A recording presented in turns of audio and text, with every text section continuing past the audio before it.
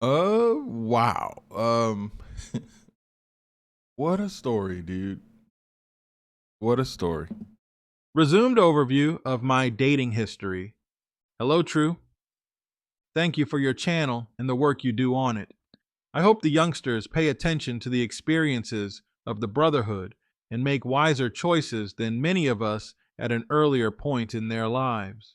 I hope you can broadcast it on the channel and it can help somebody think more lucidly about their dealings with the fairer sex. Maybe I will send it to other channels too to get their take on it. I will put it in a Word doc because I feel the format is easier to read. Keep up the great work. This is going to be a bit long as I will go through a bit of my background and some memorable situations from the relationships I had/have in my life.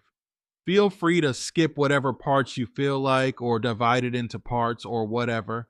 I am writing this for myself as much as the channel. It's a bit like going to a shrink. Please keep my name/email/etc. Anonymous. So, first a bit about me. I was raised in a large family with many women.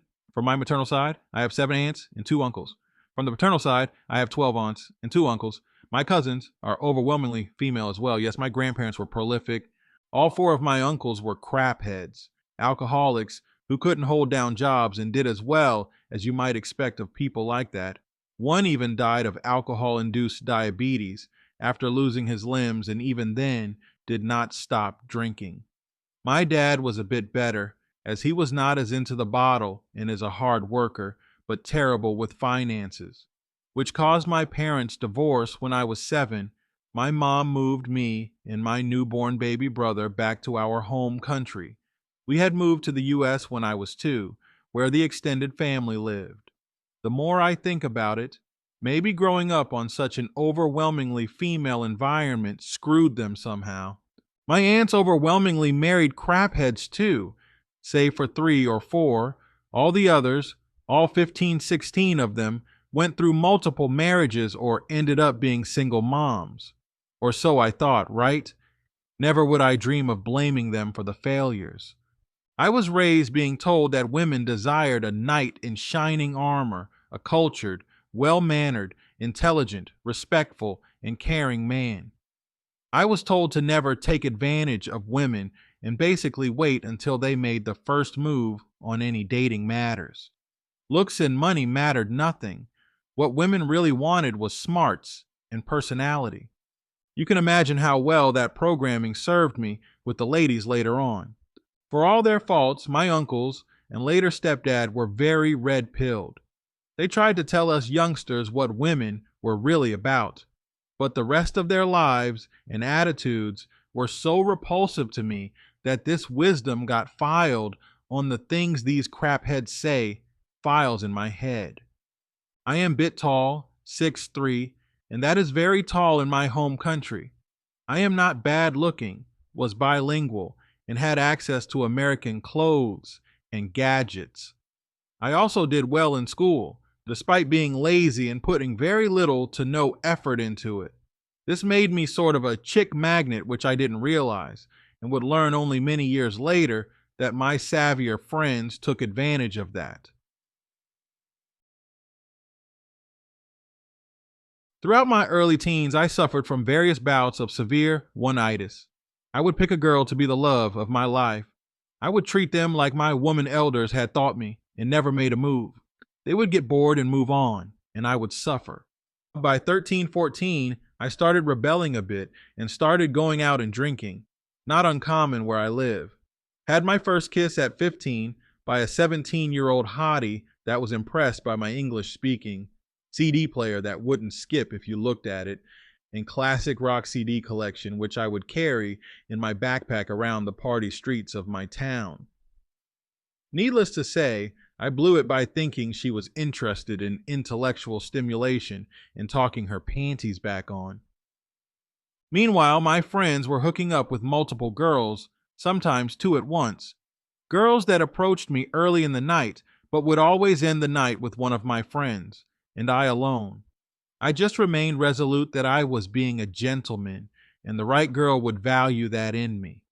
Most lost their virginities by 15 and some even at 12. At 17, I met a 22-year-old butterface on those same party streets. She was my first girlfriend. She had a nice body, especially nice rack, but her face, LOL, was around a 4 or 5.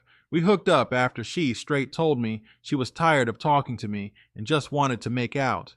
This was around 3 a.m., so you can imagine how long I talked with this girl. She was a drama major from a small town about 100 miles away and lived by herself in a small apartment. I instantly regretted hooking up with her, but my programming kicked in, and every time she contacted me to hook up, I felt obligated to acquiesce. My friends and their dads would make fun of me and tell me to dump her because I could do much better. My mom hated her and said she didn't want any grandkids coming out of this relationship. Being a bit of a contrarian, all this antagonism, and my ideals about looks not mattering made me agree to an official boyfriend-girlfriend deal. She had great taste in music. Her older brother was super cool and was a guitarist in an AC/DC cover band. Her parents were funny. Overall, it was an okay situation until a couple months in when she brought up sex. She said she was a virgin. I told her so am I, and we decided to remedy the situation. When we got to it, she just froze up and laid there. It was like banging a mannequin. It was as awkward as you can imagine. I chucked it up to us both being inexperienced, and with time, things would improve. Little did I know how mistaken I was. Suffice it to say that throughout the remainder of the relationship, I dedicated myself to becoming a better lover, and that matters for later. Over the next year, even though sex was crappy despite my best efforts, we decided to go on an USA, where I had some family, adventure, overstaying our visas. That's when her laziness became apparent. She didn't speak English, so jobs were harder to come by for her, while I always worked 3 jobs, between construction, mall stores, fast food, department stores, etc. And even though she was home, she would not cook, clean, or do the laundry. But I would never demand that of her, right? She had no obligation to do these things, even though I was busting my butt and paying all the bills, right? Over the next year, we met many good people, went to a bunch of concerts, took fun trips, etc., but the sex was still crappy. She didn't like to receive, nor give oral. Backdoor was out of the question. It was basically like the first time all the time, a missionary mannequin, except a few times I would get her to relent, which she complained hurt her. She was also disgusted by and many times would shower after us having sex. Unsurprisingly, she never had an O, at least not with me. One day out of the blue, she comes up and tells me that a couple of her friends are interested in sleeping with me and asked me if I was interested too. I was a bit dumbstruck and asked if she was talking about us having a 3-way. She said no. They would set up a date. She would go to the movies or something while I screwed one of these chicks. I asked her why she was making this offer. Did she want to screw other dudes too? She said no, that she wasn't really into sex, that she knew I was very into it, that I was so young and she felt she didn't and couldn't give it to me like I wanted and deserved.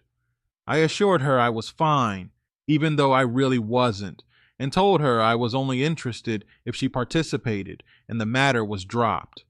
Few months go by. I come home from a 14-hour shift at a gas station. I walk into my room and find her in bed with the 15-year-old son of one of her friends. They were just there under the covers watching TV. My blood boiled, but I just left the room without saying anything.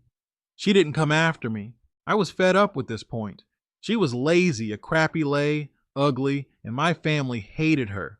And even if she wasn't doing anything with the kid, she had disrespected me in an unforgivable way. At this point, I had also just ended a no-sex affair. I had a few of these throughout our 3-year relationship and felt extremely guilty about it, which I think contributed for me staying with her for so long, and she never found out about any of them, with a coworker from my other job at a call center. When she texted me later that night to ask where I was, I came home and told her it was over. All the drama you can imagine ensued. She told me nothing happened, and I told her I believed her, but it didn't matter. She let another man into my bed, so that showed how little she thought of me. She pleaded. I was cruelly cold. For the first time since our first time, she initiated sex and put some effort into it. Afterwards, I said that it didn't change anything, and I was leaving. Next morning, I packed and left. To be honest, I had always, since the beginning, been looking for a reason to leave, but was too bound by what I thought of as chivalry to just leave. So the affront to my honor was the excuse I had been waiting for. It's weird, I know. So here I was at 20, a visa overstay. I went to live with an American cousin of mine. We opened a home office remodeling company and were doing very well. We bought a house in a nice neighborhood with the intent to live in it until we fixed and flipped it. Things were going great for a couple of years. I went on a woman hiatus for these 2 years. I discovered internet corn and became a furious meat jerker. LOL. Fast forward 2 years, 22 now, we fixed the house but decided to live on it. First big mistake. This was 2006, 2008. Little did we know what that would do to our business and investment. At a party, I met a damsel in distress. 19-year-old hottie ex-stripper working as the phone girl in an adult agency call center. Dad had kicked her out, and she needed a place to stay, or she would have to stop working the phones and start whoring to afford rent somewhere. I swallowed hook, line, and sinker. I say she can live rent-free if she marries me and gives me papers. She agrees. This business-like agreement lasted very little time, with her strutting around the house in minimal clothes and treating me like a king. We began banging like rabbits earnestly. Meanwhile, my cousin had himself made an atrocious call. He had joined the military to try to keep us afloat during the housing crash, but on a leave he met a 10 years older single mom, 2 kids, that his father used to bang, decided to marry and impregnate her before he shipped to the Middle East. So in case he died, he would leave a descendant, and she would have a military pension to take care of his kid. That's how stupid us guys are. He would later find out she was banging the whole fire department at his base while he was deployed and divorced her. He never got a kid out of her either, to his luck. So, me and ex-stripper marry. That is when crap starts going downhill. She was crazy.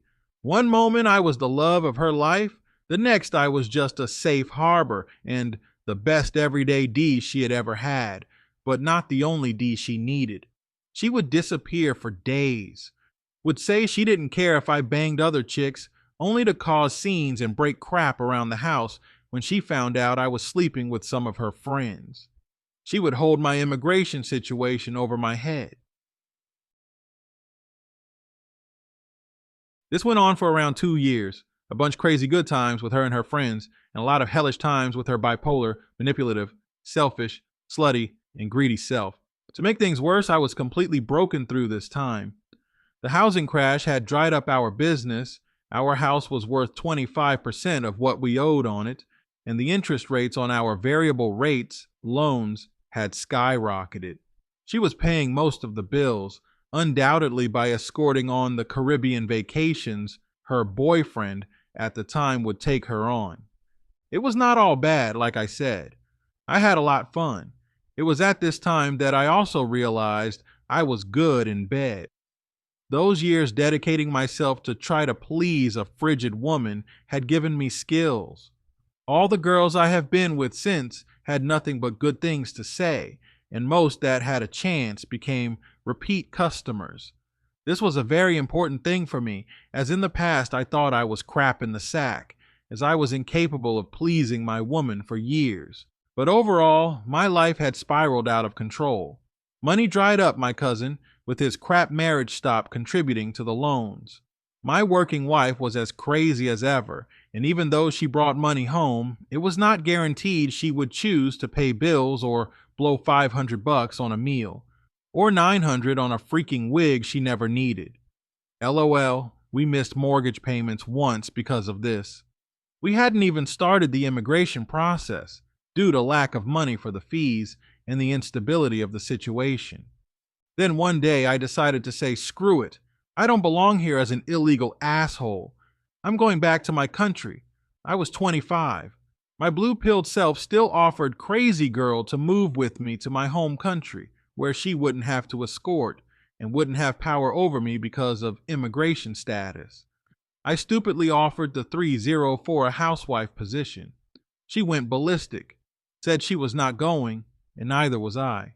I scraped my bank account, asked a family member for a loan, and bought a ticket leaving the next night. I cried while I was packing. It was sadness and relief. As stupid as it sounds, I liked her, but I was relieved for being freed from the whole situation. Not only from her, she saw me crying and mocked me. She said it was ugly, ridiculous, and weak. She screamed at me to stop, a crazy look on her face, and almost attacked me. Exhausted after the harassment and packing, I went to sleep in the guest bedroom. When I woke up, she was cheery, gleeful even. When I got downstairs to the garage to put the suitcases in the car, as I was planning to see some family and friends before leaving, I saw why she was in good spirits. The bitch had destroyed all my belongings. I had literally nothing left. I remember this like a movie in my head. She said, "I want to see you catch that flight on your underwear," and laughed. I called some family, borrowed some clothes, and left the US with literally nothing but someone else's clothes on my back. Arriving in my home country was sweet and bitter. It was an amazing feeling to not be illegal, to have basic rights, to drive, work, travel without worries. It was also a failure that after 7 years away, 25 years old, I come back to live at my mom's place with nothing to show for it. Agreements that I would study to go to college quickly dissolved as my stepfather demanded I work on the family business. A friend gave me the idea to work to be certified as a flight attendant. I was good looking, spoke English, and had nothing to anchor me in one place, so I could travel freely. Besides, the pay was good. My coworkers would be overwhelmingly female, and we all know how women are when they are away from home. Was a perfect plan in my head, but the blue pill is strong. During flight attendant school, I meet this girl, me 25, she 23, from out of state. She was short, thick in all the right places, and cute. She was also very submissive and needy, which I found refreshingly attractive at the time. She was also intensely into me, sexually. This chick would come from us making out. She used to sit on my leg while we waited for the bus after class, and when she would get up to catch the bus, it would be like she had pissed on my leg. Pretty crazy. She also started to show a very jealous and insecure side.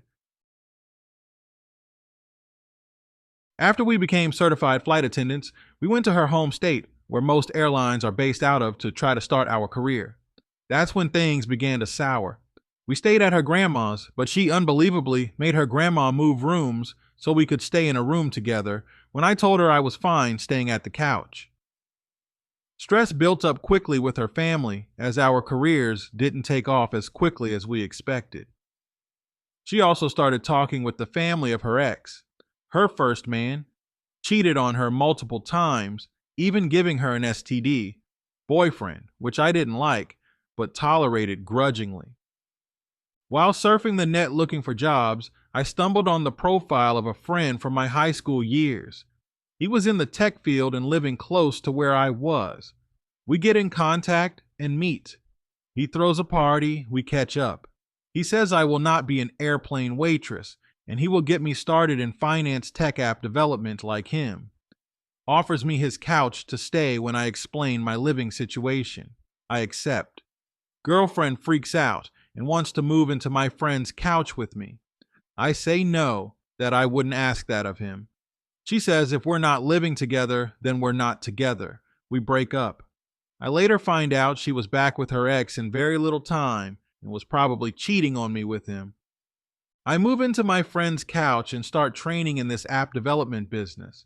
I have a knack for it, and with me speaking English, rise quickly in the market. From his couch, we move to a very nice place and become roommates. Life is one big party and work loop. This friend is very red pilled. He was one of the guys cleaning up the chicks that gravitated towards me all those years ago. He tries to teach me, but I am still resistant. Don't get me wrong, I banged plenty of chicks with him as wingman, but I always caught feelings, and he hated it and always said we could do more and better if I only woke up. Stubborn, I remain a white knight, if a bit more worldly, if you know what I mean. Few years in, career is going great. Am in shape. Great circle of friends. He calls me up and says he has great news. One of his female friends from back in the days is coming to our town. She is a fashion design teacher and a total slut. She is also bringing one of her students for some conference. He says he always wanted to bang her, so he will go for her, and I get the student. I say, okay, let's do this. She arrives, and I instantly revert to symptom. She's a manic pixie dream girl, smart, worldly, skilled, professional, and hot as heck. Tension is instant. He notices and says he already lost, but for me to remember that she is a total slut, and he didn't like the look on my face. Next day, he leaves for a work trip. We go out and talk until the AM until she tells me to shut up, and we start making out. We get home and get into it. It is not that great, but I am in love again. How stupid am I? Very. Over the next few months, she would come every 15 days or so for work. I treated her as girlfriend. At first, she was behaving herself, and all the reminders my friend would give me about her being loose were angering me. But it didn't take long until it started. One time she calls and asks if a friend can stay with us for one night, as he was in town and had nowhere to crash. This night she picks a fight with me and sleeps on the guest bedroom, while the friend sleeps on the couch. She literally brought a guy to F her in my house. My friend flips when he finds out. I simp hard and defend her, saying we are not in an exclusive relationship and she can screw whoever she wants while dying a little inside. My friend is the one to tell her not to bring dudes into our house. Another time she comes over, and it's her birthday. She is sad she is away from family and friends. It's the middle of the work week. I mobilize my friends, who do not want to go out on a Wednesday, to a crazy good but quite expensive bar for a birthday party for her. All my friends know I am into this chick hard. She gets there, gets drunk, flirts with a bunch of guys, and disappears with one of them, all in my face in front of all my friends. In a party I was throwing for her, everyone is outraged. I simp and defend her. Next time it is me and roommate going on a holiday trip to our hometown. I prepare an elaborate gift, a poem I wrote her, gifts for her family, the whole package. Her dad is a painter, the artist type, not construction worker. Her mom, an architect. They are incredible and treat me very well. She treats me like a wet dog. Over the next year, her work trips to the state I live in decrease in frequency. I start to get her out of my system. My friend introduces me to a 19-year-old cute little thing that makes forgetting her very easy. We have some of the most intense sex I've had to this day, LL, Deontay Wilder, voice. I later find out this girl is engaged and was engaged. Throughout our relationship, my heart finally hardens and I accept the mentorship my friend offers me. I join the dark side. The year rolls on like a big wild party. One of our mutual childhood friends, who also lives in our current state, is getting married in our home state. We do a crazy cross-country road trip to take the groom home to be wed. I must say, I was my best self on that wedding. I was ripped, had a banging suit, and the girls were flocking. Manic pixie dream girl was there. I saw she was interested, but she was proud. I snubbed her. A prime European cutie literally pulls me away from another girl to dance. I find out she is MPDG's 18-year-old cousin from overseas. I give it to her with a vengeance. MPDG causes a bit of a scene. Some mutual friends try to make me simp. I pay them no mind. I leave the party with her cousin to get a taste of Iberia. Wedding is on holiday season. So many house parties follow on the days after the wedding. Cousin invites me to the party at MPDG's parents'. I go. In the AM, when most of the older people are gone, I start hooking up with the cousin. MPDG has a fit and asks her cousin to leave for a while so she can have some words with me. Cousin leaves. This is one of the most cathartic conversations I ever had. MPDG. Angry. I thought you were better than this. You played a great game about being a nice guy, and now you are screwing my cousin because things didn't go as you wanted between us. Let's make it clear that up until now, I never had so much as voiced even a minor objection to the crap she did me wrong with. Me. Calm, if a bit indignant. Hold up, I am screwing your cousin because she is a hottie. You know me, give me some credit. I would never use her to get at you. It just happens that we hit it off. I didn't even know she was your cousin when we first hooked up.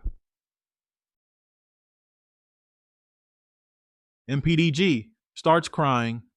I know I'm sorry. It's just that it's been a roller coaster of emotions.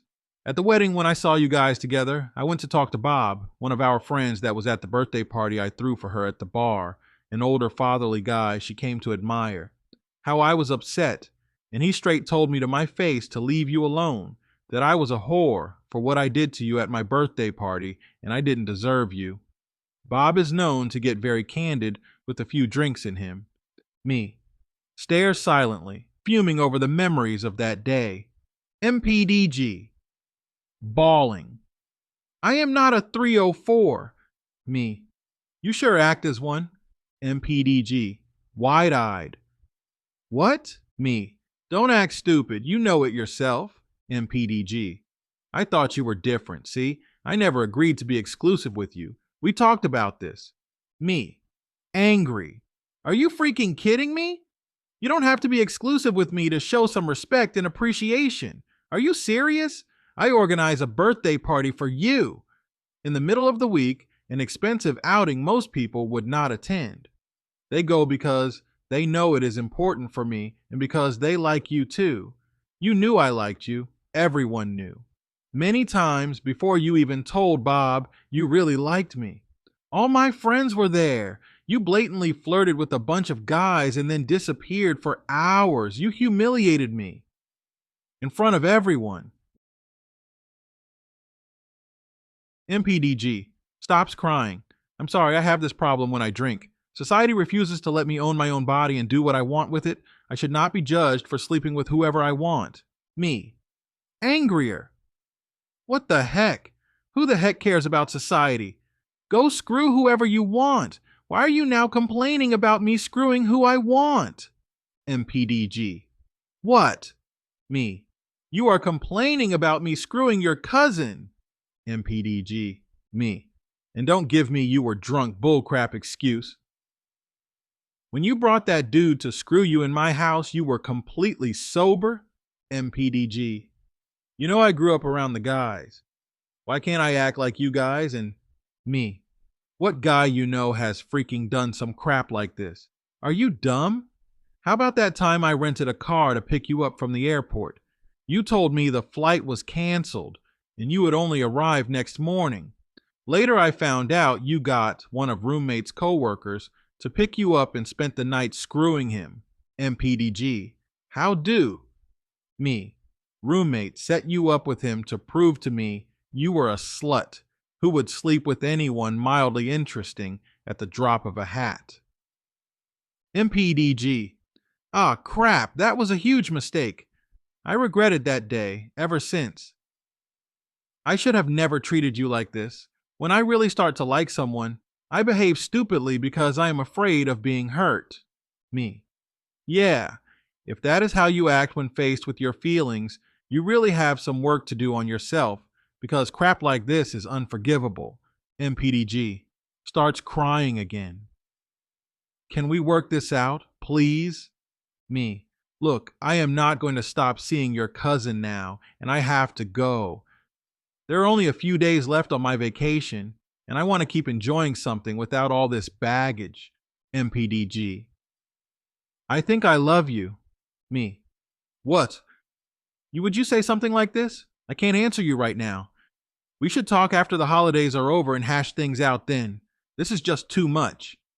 MPDG. You promise to give me a chance when this is over. Me. Yeah.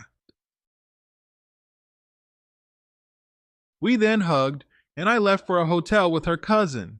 LOL. Few days later, there was a wedding in my family, and her cousin didn't want to go. I, 29 at the time, met a 20-year-old vixen that night and hit it off. We clicked instantly. It's nearly 10 years later now, and we are married and have 4 kids. Me and MPDG never really got together to talk after that. She tried to stay in my house a few times afterwards, but I made up excuses not to host her, and she seemed to have gotten the clue. A couple years ago, she married a beta bucks. Her looks faded dramatically. A harder heart serves me well in my marriage. Even though today I recognize I still blew. Pilled hard when diving into the relationship with my current wife, my behavior stabilized in a very different wavelength. I am at times harsh and demanding. I callously withhold affection and validation when my needs or standards aren't met.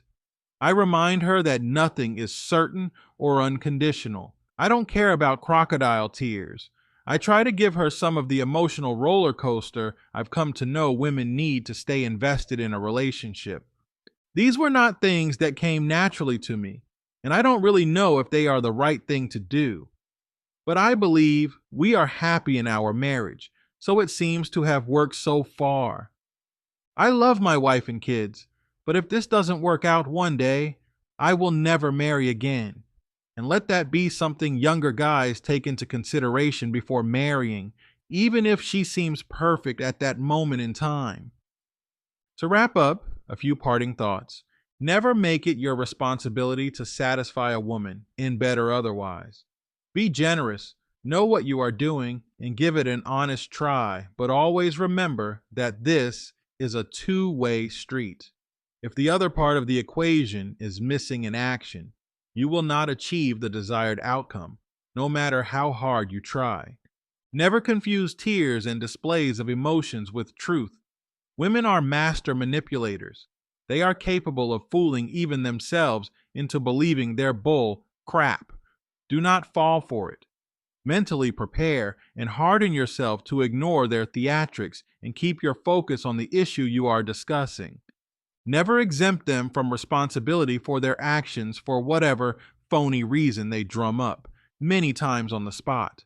Hold them accountable like you should be holding yourself.